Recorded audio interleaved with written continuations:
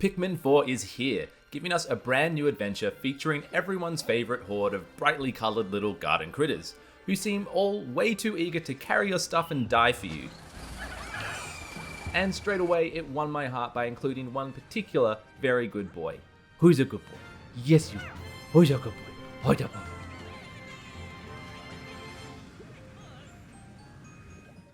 Pikmin 4 begins with you in the tiny shoes of longtime series protagonist Captain Olimar, who is once again stranded on a planet. He's found his way into a house, searching for a radio to call for help, which all acts as a lovely little tutorial and introduces you to the basics of Pikmin, as well as one of the major new mechanics, riding around and charging with your doggo companion. However, after Olimar finds a radio and calls for help from the rescue corps, they come, but they all crash too. I'm beginning to think these little guys aren't the best pilots. Enter you, a rookie and their last hope, who thankfully doesn't crash. And for the first time you get to design your character in a pretty basic me-like character creator, which has just enough silly face options to choose from. After landing, you're quickly introduced to your very own pup Ochi, and then put straight to work on a series of missions, gathering up the scattered members of the rescue corps, searching for Olimar, and finding treasure to convert into Sparklium, which can fuel your ship and let you explore more areas and eventually leave the planet. Ochi is probably the biggest change to the core Pikmin gameplay.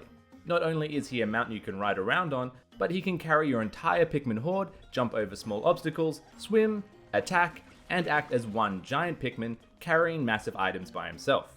You can also swap to him to control him directly, which can be handy in solving some puzzles, or to perhaps split up your forces and speed up your treasure hunting. But it isn't something you'll find you need to do more than a handful of times. I love this little guy though. For starters, he's just adorable. And it was constantly satisfying to mount up and watch my Pikmin horde jump on as we headed off to tackle our next objective. And I barely went through a fight without abusing his charge move, winding him up for a big hit to launch all the Pikmin off his back and quickly overwhelm even big foes is endlessly enjoyable. He just fits in so well, complementing the basic gameplay perfectly. I feel like I couldn't go back to a Pikmin game that didn't have an Ochi by my side. Ochi aside though, the traditional Pikmin gameplay loop returns, with the adventure split up into days where you venture out into one of the game's various areas, explore, create shortcuts for more efficient exploring, battle critters, and gather treasure, making sure to finish up whatever you're doing and gather all your Pikmin before sundown, lest you leave them behind and lose them. And then you do it all again the next day. The joys of Pikmin have never really come from its difficulty, it's quite a breezy, laid-back affair. Instead, it channels the relaxing, workman-like satisfaction of gardening, as you dig around lovely, lush landscapes and go about your business, working through your day's to-do list, while occasionally having to squish a bug that wants to bite you. Gameplay is even breezier in this outing, as even with the daily ticking clock, there's no overall deadline or resources you need to worry about, so you can always come back the next day and ultimately have as much time as you like to explore every nook and cranny. And even with some less than friendly creatures to contend with, your Pikmin are surprisingly vicious and can make short work of just about anything in your way, especially with Ochi's help. And the combat is quite engaging, especially when you're up against larger enemies and bosses where you need to use proper Pikmin protocol, like freezing foes with ice Pikmin to make it safe for the rest of your horde to rush in, exploiting weak spots, and just generally using the right type of Pikmin for the right type of combat to make the most of their elemental strengths. An ill-thought-out charge can soon become a massacre for the little guys, while a well-planned push leads to a satisfyingly swift victory. There's also some excellent variety in the enemies and bosses, my personal favourite being the disco ball spider that could hypnotise my Pikmin before stomping them into dust if I wasn't careful. A major new gameplay loop within the regular daily loop are these new underground levels, which make up a large chunk of the game's action.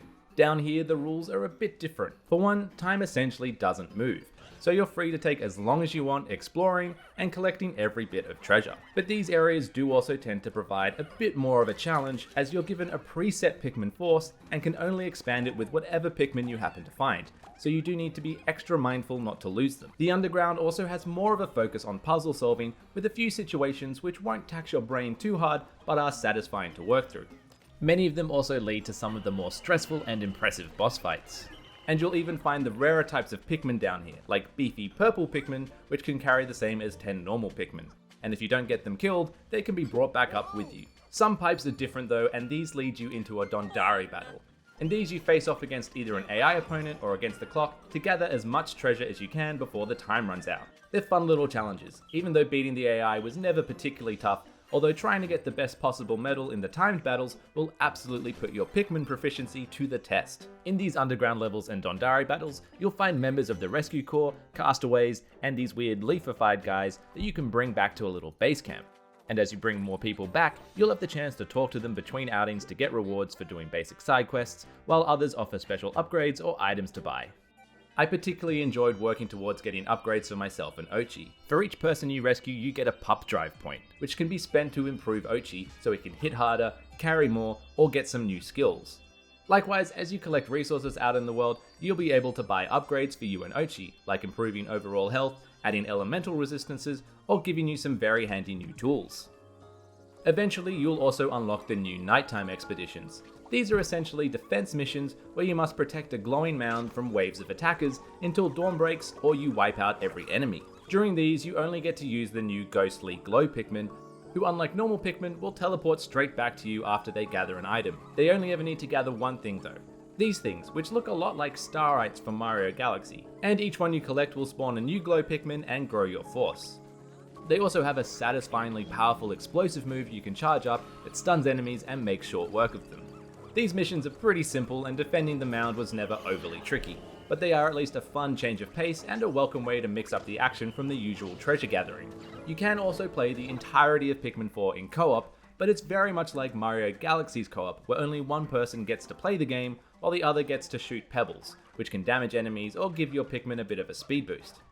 The co-op is pretty basic, and my co-op partner got bored within about 2 minutes, but it may be a welcome addition if you've got a little gamer in your life, or just someone who wants to join in, but really wants you to do all the actual work. It's also basic enough to pull off playing both roles solo. I could just line up the cursor and quickly fire off some pebbles when I needed. Who needs friends, right? If you do have a friend though, you can also go head to head against them in a Dontdari battle, if you want to get competitive about your Pikmin wrangling skills. It is local multiplayer only, so there's no online, and it wasn't a mode I'd personally see myself busting out when a friend does come over, but it's nice to have something there at least. I was originally a little worried that the lack of any overall time or resource pressure would make the whole Pikmin 4 adventure feel a bit too relaxed and toothless.